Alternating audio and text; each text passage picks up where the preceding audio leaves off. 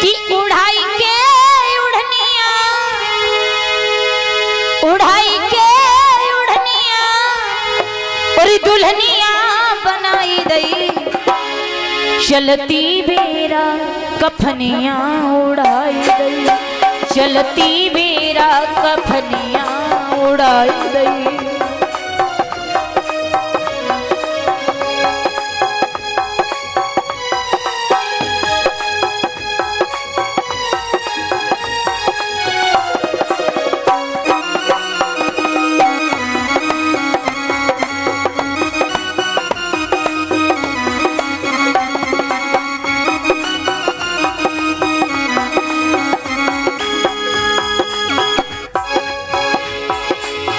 सुख पाता रहा जो सदा जग में,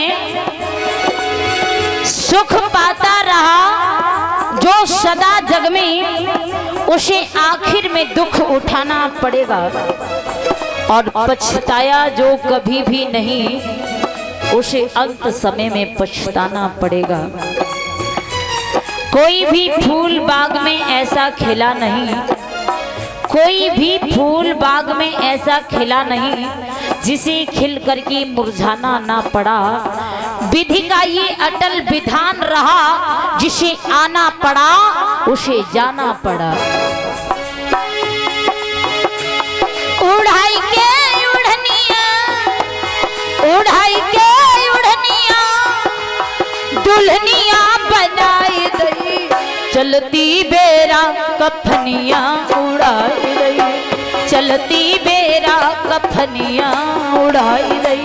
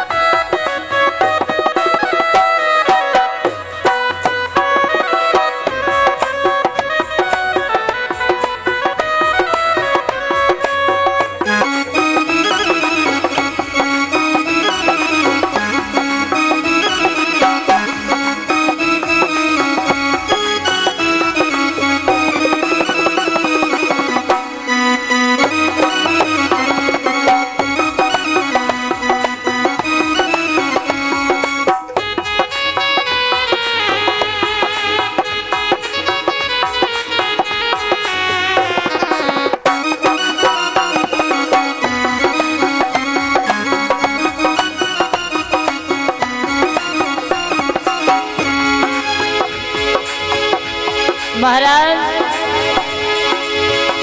व्यक्ति अपने कर्मों से महान बनता है, ना कि जन्म से।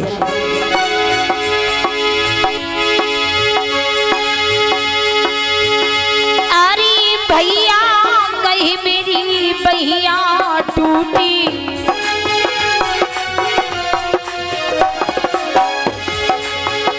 अरे बहिना कहीं मेरी दुनिया लूटी,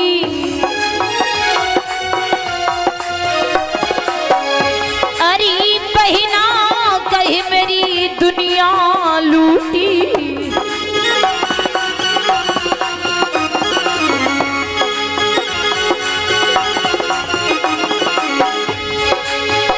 मेरी मैया ने रोई रोई, मेरी मैया ने रोई रोई और ये अखियां गंवाई गई, चलती बेरा कफनिया उड़ाई गई, चलती बेरा कफनिया उड़ाई गई।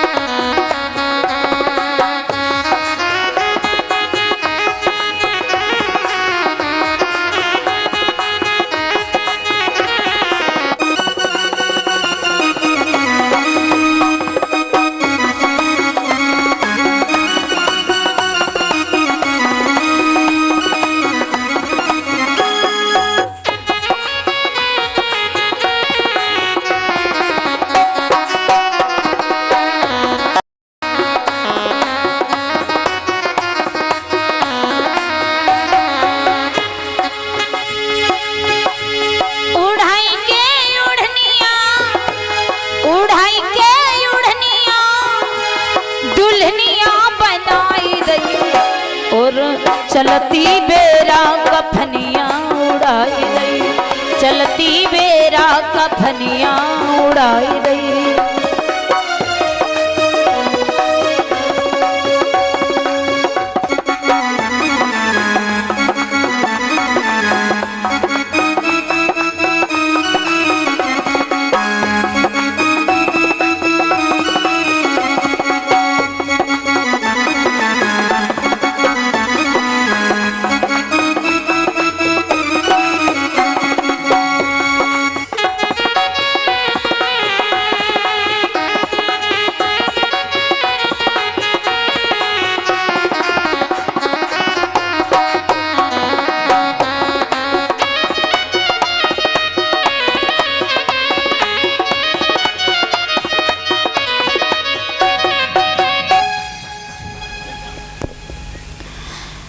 आज महाराज हिरण्याकश्यप भगवान की तपस्या करता है। तपस्या से प्रसन्न होकर के भगवान भोलेनाथ प्रकट हो जाते हैं। आज हिरण्याकश्यप ने भगवान शिव जी से वरदान प्राप्त किया है। कहा है कि हमें ऐसा वरदान दो प्रभु जो आज तक कभी किसी को भी दिया ना हो।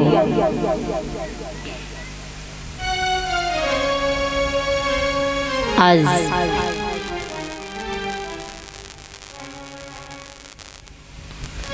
उसी समय प्रभु ने कहा है कि कहिए क्या मांगना चाहते हैं आप। हिरण्याकश्यप ने कहा प्रभु हम ये वरदान प्राप्त करना चाहते हैं कि ना हम पृथ्वी पर मरें, ना हम नीचे मरे ना ऊपर, और ना भीतर मरे ना बाहर। और क्या मांगना चाहते हो? जवाब दिया कि ना हम किसी अस्त्र से मरना चाहते, ना किसी शस्त्र से, और ना दिन में मरना चाहते हैं ना रात में, ना नर से मरना चाहते हैं ना पशु से। भगवान ने कहा ठीक है, जो आपने मांगा हमने आपको दे दिया। वरदान देने के बाद भगवान अंतर ध्यान हो जाते हैं। जब अंतर ध्यान हो जाते हैं प्रभु, इधर वो हिरण्याकश्यप वरदान प्राप्त करने के बाद जब दरबार में लौट करके आया है, ऐलान किया है सुनो प्रजा के लोगों,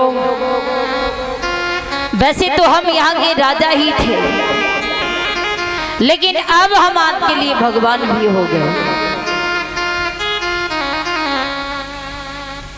महाराज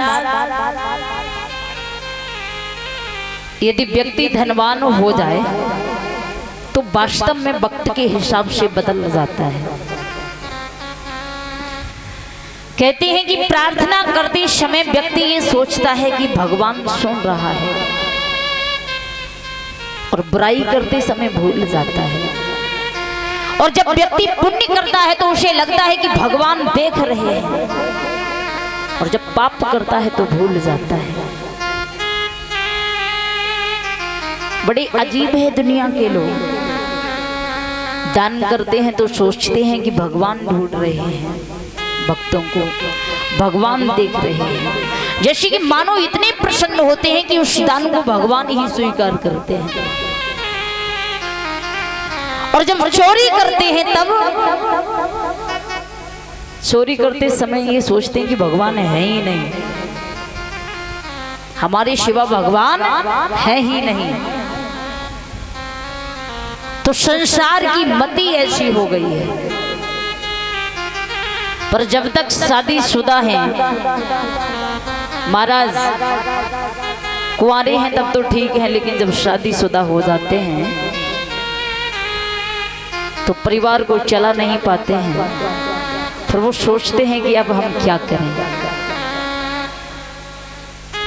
जब वो श्रीमती आ जाती है ना, श्रीमती पत्नी, जब श्रीमती आ जाती है ना तो उनकी मति चली जाती है।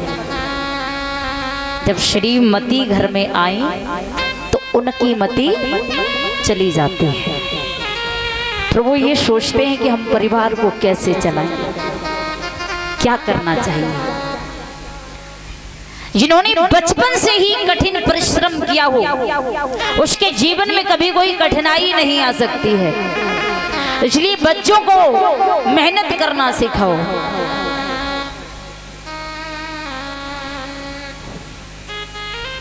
आज हिरण्याकश्यप ने ऐलान किया है कि कोई भी भगवान की भक्ति नहीं करेगा, और जितने भी संत महात्मा हैं उन्हें पकड़ करके लाओ। संत महात्माओं ने जब सुना तो बड़े दुखी हुए कि कैसा पापी पृथ्वी पर जन्म लेकर के आया है, जो न भक्ति करता है और ना ही किसी को करने देता। सभी दुखी हैं, प्रभु से प्रार्थना करते हैं। तो भगवान ने सभी को धीरज बंधाते हुए कहा है कि आप चिंता ना करो। देवी देवता भगवान ब्रह्मा जी से कहते हैं, प्रभु आप इस सृष्टि की रचयिता हैं, आप नहीं सुनोगे तो कौन सुनेगा।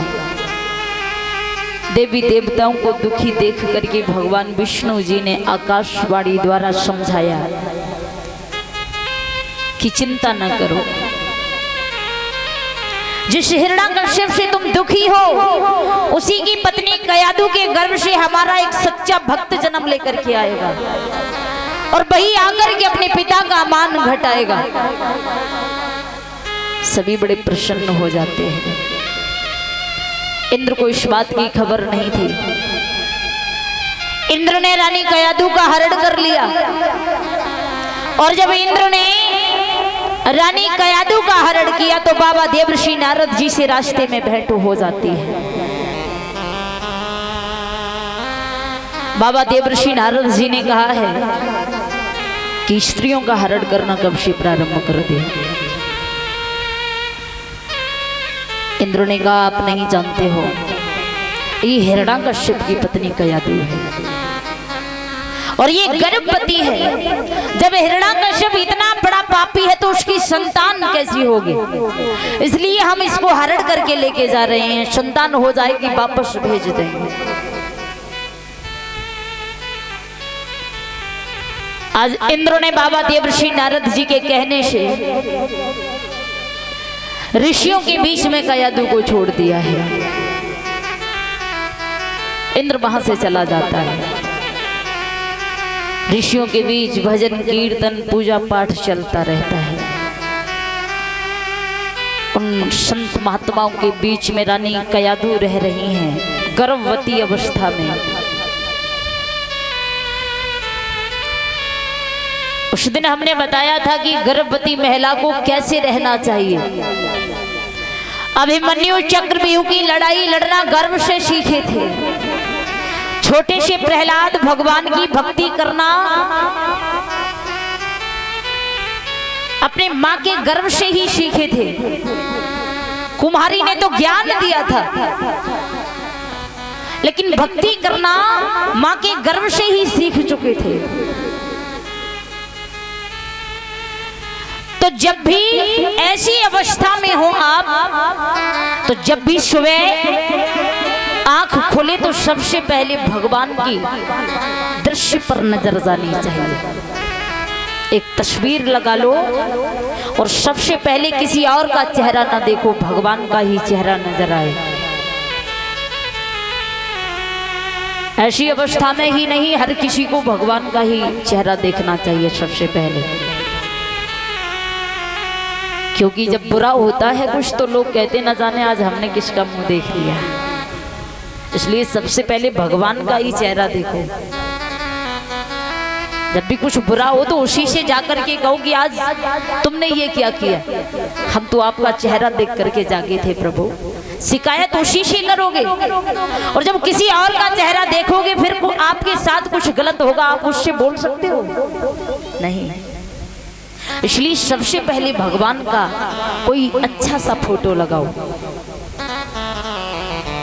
जैसे ही आंख खुले तो उस पर नजर पड़े, हर किसी के लिए, और सबसे ज्यादा जरूरी है गर्भवती महिला के लिए, क्योंकि इसका प्रभाव बच्चे पर पड़ता है। अच्छे भजन सुनो, प्रवचन सुनो, लेकिन उनके मन में तो लड़ाई भरी होती है, बात बात पर लड़ती झगड़ती है। इन आदतों को बदलना चाहिए। आज जब प्रजा के लोगों ने सुना है कि रानी कयादू ने एक बच्चे को जन्म दिया है, तो रानी कयादू महलों में बुलाई गई। तब तक हिरण्यकश्यप भी अपने महलों में आ जाता है। अब तो हिरण्यकश्यप बड़ा प्रसन्न है कि हमारी पत्नी के गर्भ से एक पुत्र ने जन्म लिया। जिस प्रकार प्रजा के लोग हमारी पूजा करते हैं, तो उसी प्रकार हमारे पुत्र की भी पूजा करेंगे। धीरे धीरे कुछ समय व्यतीत हुआ। हिरण्यकश्यप के पुत्र का नाम ज्योतिषियों के द्वारा प्रहलाद पड़ा है। जब वो धीरे धीरे आंगन में प्रहलाद कुछ समझदार हो जाते हैं, हिरण्यकश्यप प्रहलाद को शिक्षा ग्रहण कराने के लिए गुरु चंडामर्क की पाठशाला में भेजते हैं। गुरु चंडामर्क की पाठशाला में शिक्षा ग्रहण करने के लिए भेजते हैं। हर रोज जिस रास्ते से प्रहलाद जाते थे, उसी रास्ते से वापस आया करते थे। एक बार की बात की, प्रहलाद के कानों में रोने की आवाज पड़ी, क्योंकि एक कुमारी झोपड़ी में बैठी अबा के पास रो रही थी, क्योंकि उस कुमारी से बिल्ली के 4 बच्चे अबा में दब गए थे। आज वो मैया बड़ी रो रही है, दुखी है। प्रहलाद ने जैसे ही आवाज सुनी, जाकर के कुमारी के पास पहुंच गए। पूछने लगे, बुढ़िया काई को रो रही हो? अरे कोई दुख है तो जाकर के आप हमारे पिता को बताओ,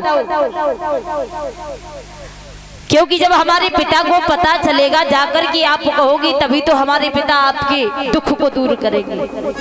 कुमारी ने कहा, है लाला, यदि तुम्हारे पिता कोई भगवान है तो हमारी पुकार यहीं से सुनेंगे। तुम्हारे पिता कोई भगवान नहीं है। प्रहलाद ने कहा कि हमारे पिता भगवान नहीं है, तो फिर भगवान कौन है? जवाब दिया उस कुमारी ने, लाला भगवान तो कोई और है, जो सारे संसार को चला रहा है, जिसे परम पिता परमेश्वर कहते हैं, सारी सृष्टि को चला रहा है, वो हमारी पुकार को यहीं से सुनेगा। प्रहलाद ने कहा, यदि हमारे पिता को पता चला तो वो तुम्हें छोड़ेंगे नहीं। कुमारी ने कहा, लाला चाहे जो भी हो, हम तो प्रभु को बुला रहे हैं, सजा इसकी चाहे जो भी हो, सजा भोगने को तैयार है, लेकिन राम का नाम लेना बंद नहीं करेंगे। प्रहलाद ने जब ये शब्द सुना, जवाब दिया है कि बुलाओ अपने भगवान को, और यदि तुम्हारे भगवान नहीं आए तो तुम्हें और तुम्हारे परिवार को फांसी की सजा दी जाएगी। सुबह होने पर हम आपके आंगन में आएंगे, शवा को खुलवाएंगे। यदि बिल्ली के बच्चे जीवित न निकले तो तुम्हें और तुम्हारे परिवार को फांसी की सजा दी जाएगी। इतना कहने के बाद प्रहलाद तो वहां से चले जाते हैं। जब धीरे धीरे कुछ समय व्यतीत हुआ, छोटे से प्रहलाद फिर से चले हैं पाठशाला की ओर। अचानक से उस बूढ़ी कुम्हारी की याद आ जाती है। जाकर के उसके आंगन में पहुंचे तो क्या देखा कि वो कुम्हारी तब भी रो रही थी। कुम्हारी को रोते देख करके जवाब दिया, अब इस सभा को खोलो, जरा हम भी तो जाने कि तुम्हारे भगवान आए हैं या नहीं। आज वो कुम्हारी रोती जा रही है, आबा को खोलती जा रही है।